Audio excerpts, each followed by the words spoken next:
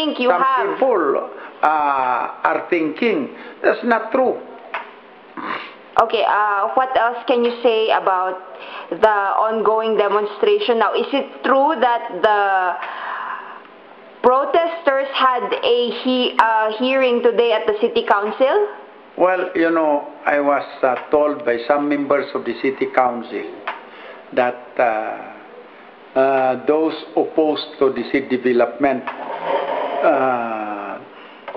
extension development of SM will be going to the City Council. But they told me that there was no appointment or there is no schedule in the City Council wherein this issue will be tackled.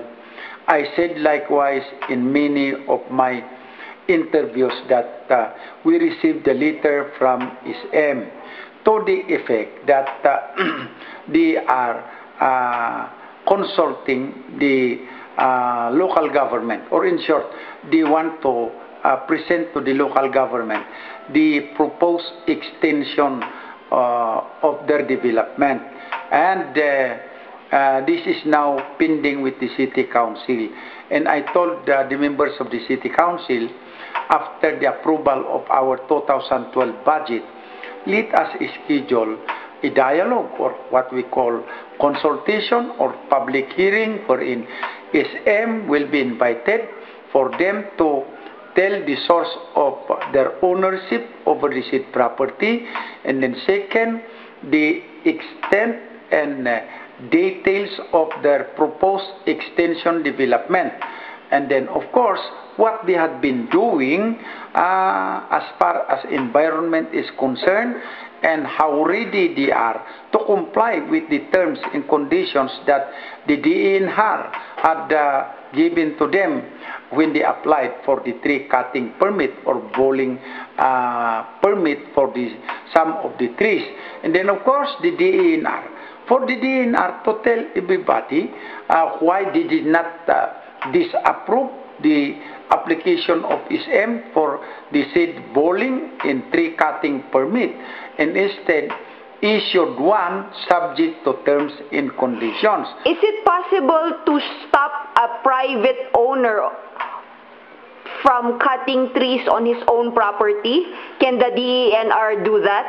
I do not think they can do that because, as we said, klarong-klaro yung provision ng Civil Code enumerating the rights of a private property owners.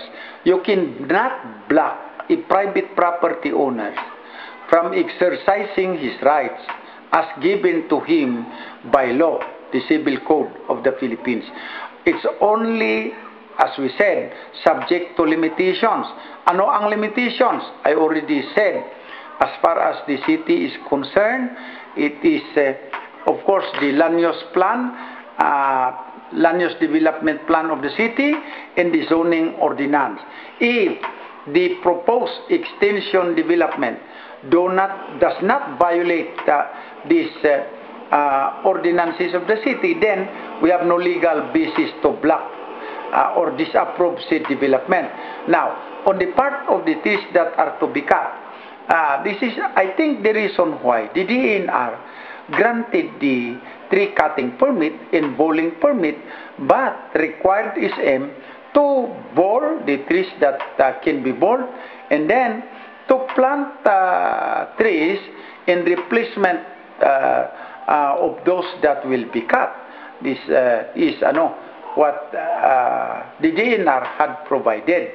Now, in the ECC granted by what does ECC stand for, sir? Well, it stands for Environmental Certificate Compliance. This was already been issued by DENR in favor of SM. There is a provision there which says that SM should endeavor to consult the local government. Is it required? Was SM required to do that? Well, if you note the ECC, it says it is not mandatory. It is only suggestive. That's why it says should endeavor to consult. And I think the reason why this is the wording is because this is a private property. Had this been public property, would the scenario have been different? Of course, it will be totally different because it's if it is a public property, then it is under the full control and authority of government. Or the government can block any kind of development that it doesn't like on the said area, like that area which is near the convention center now, which GSIS is claiming as its private property.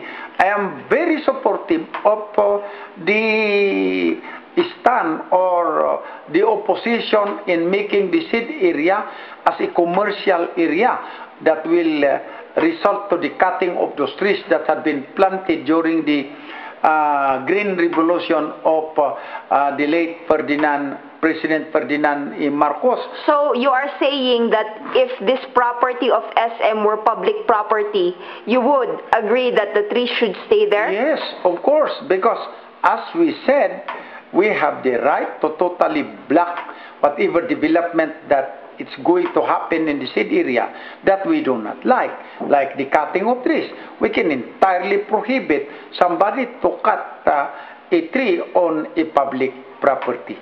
Sir, why do you think you are being misunderstood and misquoted repeatedly?